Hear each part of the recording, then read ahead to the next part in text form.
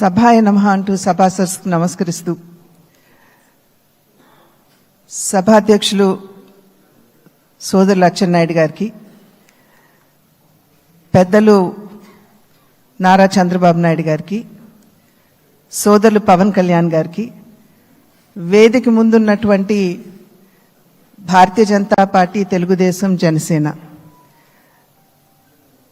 ప్రజలచే ఎన్నుకోబడినటువంటి మీ అందరికీ పేరు పేరున ముందుగా నా నమస్కారాలు నేను తెలియజేస్తున్నాను.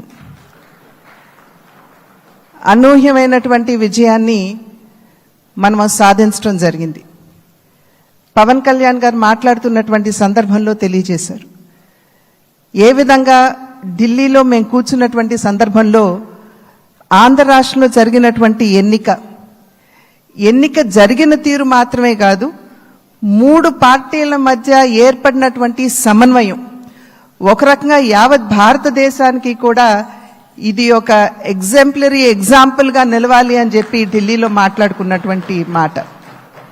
అటువంటి సందర్భంలో కేవలం ఇక్కడ ఉన్నటువంటి నాయకులకి మాత్రమే కాకుండా ఈ 3 పార్టీలకి సంబంధించినటువంటి ప్రతి కార్యకర్తకి పేరు పేరున నేను శిరస్సు వంచి నా నమస్కారాలు తెలియజేస్తున్నాను.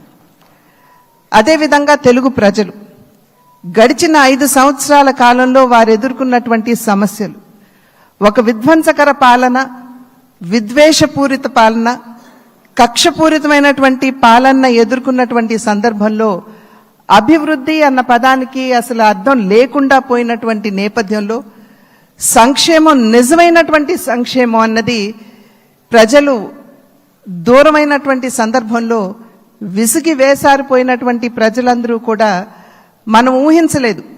ఇంతటి ఘనమైన విజయం మనం సాధించగలమని చెప్పి మనం ఊహించలేదు. ఖచ్చితంగా అధికారంలోకి వస్తాము అనేటువంటి భావన ప్రతి ఒక్కరిలో ఉన్నప్పటికీ, ప్రతి నాయకుడికి వచ్చినటువంటి మెజారిటీని ఒక్కసారి మనం చూసినట్లయితే ప్రజలు ఒక కసితోటి ఎట్లాగైనా సరే ఈ యొక్క ప్రజా వ్యతిరేక పాలనకి అంతం పొందించాలి, జగన్మోహన్ రెడ్డి అనేటువంటి ఒక రాక్షసుడు ఎవరైతే పరిపాలిస్తున్నారో ఇంటికి పంపించాలి అనేటువంటి భావన ఏదైతే వారి మనసులో కరుడుగట్టి ఉన్నదో అది వారు బయటికి చెప్పకనే వారు ఓటు మాధ్యమంగా తెలిపినటువంటి నేపథ్యంలో వారందరికీ కూడా, తెలుగు ప్రజలందరికీ కూడా నా ధన్యవాదాలు నేను తెలియజేస్తున్నాను. ఒక పక్క అనూహ్యమైనటువంటి విజయం అని చెప్పి మనం అందరం చాలా సంతోషపడినప్పటికీ, రెండవ పక్కన మనం ఈ విజయం నుండి నేర్చుకోవాల్సినటువంటి పాఠాలు కూడా ఉన్నాయి అని చెప్పి గ్రహించవలసినటువంటి అవసరం ఉన్నది అని చెప్పి గట్టిగా విశ్వసిస్తున్నాను నేను. ఎందుకంటే ఎప్పుడైతే రాష్ట్ర అభివృద్ధిని మనం పట్టించుకోకుండా ప్రజల్ని నిజమైనటువంటి సంక్షేమానికి ఎప్పుడైతే మనం దూరం చేస్తామో, మాకు తెలుసు ఏ విధంగా నిర్ణయం చేయాలి అని చెప్పి ప్రజలు ఈ ఎన్నికల్లో ఓట్ల మాధ్యమంగా వారు మనకి ఒక హెచ్చరిక ఇచ్చారు అని చెప్పి నేనైతే భావిస్తున్నటువంటి నేపథ్యం.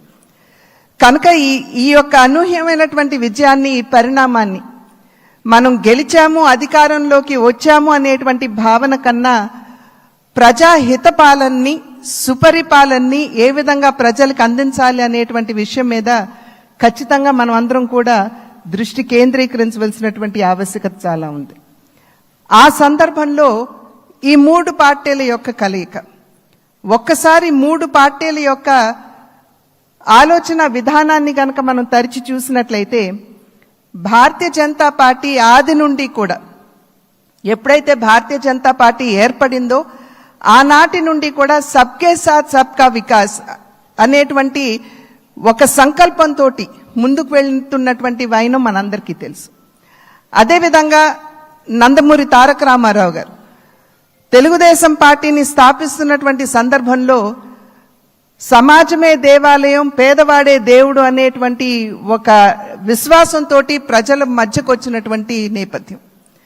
అదేవిధంగా జనసేన ఆవిర్భావం చూసినా కూడా సమాజంలో ఎక్కడైనా సరే పేదవాడికి, సాధారణ పౌరుడికి గనక అన్యాయం జరిగినట్లయితే గళం విప్పి ప్రశ్నిస్తాము అంటూ ముందుకు వచ్చినటువంటి నేపథ్యం. కనుక ఈ 3 పార్టీల యొక్క ఆవిర్భావం, వారి యొక్క ఆలోచన విధానం చూసినట్లయితే ఒకే దిశలో ఒకే రకంగా ఉన్నటువంటి విషయాన్ని మనం గమనించాలి. అంటే సమాజంలో ఉన్నటువంటి సాధారణ పౌరుడికి న్యాయం చేయాలి, పేదవాడికి నిజమైనటువంటి సంక్షేమాన్ని అందించాలి అనేటువంటి లక్ష్యం ఈ మూడు పార్టీలకు ఉన్నటువంటి సందర్భంలో ఈ మూడు పార్టీల యొక్క కలయిక నిజంగా ఒకంత ఆలస్యమైనా కూడా ఇది రాష్ట్రానికి చాలా అవసరమైనటువంటి కలయిక అని చెప్పి నేను భావిస్తున్నాను. మరి నేను అనేక సందర్భాల్లో చెప్తూ ఉంటాను, ఈ మూడు పార్టీల యొక్క కలయిక చూసినప్పుడు ఒక త్రివేణి సంగమాన్ని మనం చూస్తున్నట్టుగా మనం భావించవలసినటువంటి నేపథ్యం. ఒక పక్క చంద్రబాబు నాయుడు గారి స్ఫూర్తి, చంద్రబాబు నాయుడు గారి యుక్తి, రెండవ పక్క నరేంద్ర మోడీ గారి స్ఫూర్తి, అదేవిధంగా పవన్ కళ్యాణ్ గారి శక్తి. ఈ మూడింటి కలయికే ఇవాళ రాష్ట్ర ప్రజల ముందు ఈ యొక్క అలయన్స్ గా కూటమిగా ముందుకొచ్చినటువంటి విషయాన్ని మనం అందరం కూడా గమనించవలసినటువంటి అవసరం చాలా ఉంది.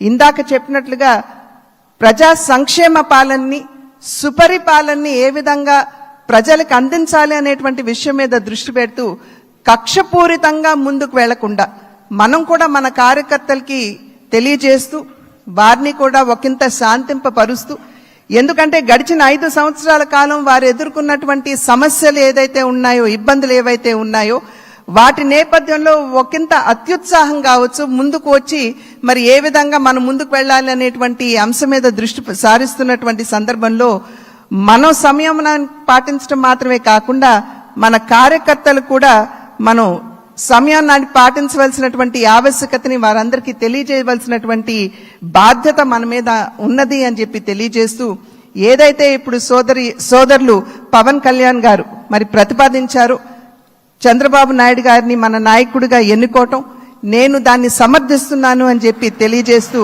మీ అందరికీ ధన్యవాదాలు తెలియజేస్తూ చంద్రబాబు నాయుడు గారికి మరి ఒక్కసారి నేను శుభాకాంక్షలు తెలియజేస్తున్నాను. నమస్కారం. జై